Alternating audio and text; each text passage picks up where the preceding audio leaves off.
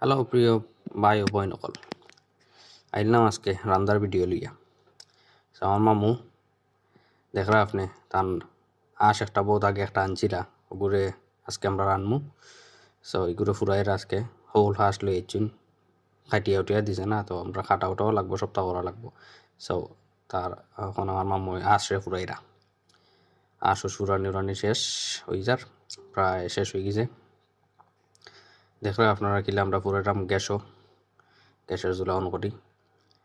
ও হাঁসের ফুরানি শেষ, তখন আমরা খাল যে রুমা থাকে ওটা তুলরাম আর কি, কারণ ওলা আঁশ দিলে তে রুমা টুমা তারা কোনটা ফালাই ওলাই দেয় না, তো এটা নিজে নিজে না করা লাগে।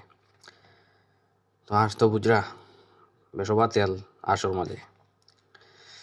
তো শেষ আঁশ তুলা নিয়ে এখন হইল কি আমরা খাটরাম আঁশরে দেখানি কত বুটা তরুয়া লেখান রয়েছি লইয়া এখন খাটা চলের, তুমা খাটাকাটি চলের।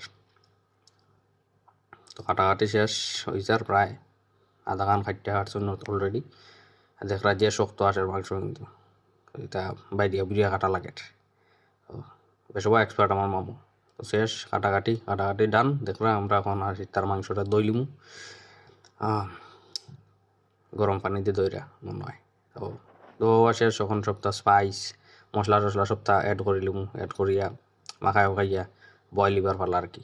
তো সপ্তাহ মরিচ টরিচ যেটা তা জানো না, তো হয়তো মাংস রাঁধতে কিতা লাগে, কত জাতি মশলা দেওয়া লাগে। তো সব জাতি মশলা দিলাম, সব মরিচও দিছি দুইটা, হয়তো আলাদা ফ্লেভারের লাগে। আর সয়া সস দিলে একটু মজা লাগে আর কি। তো সপ্তাহ মশলা টশলা মরিচ টরিচ সপ্তাহ অ্যাড করার দেখরা আপনারা। তো এখন দুমা মাখানি হইব, সুন্দর করে মাখাইয়া খাইয়া।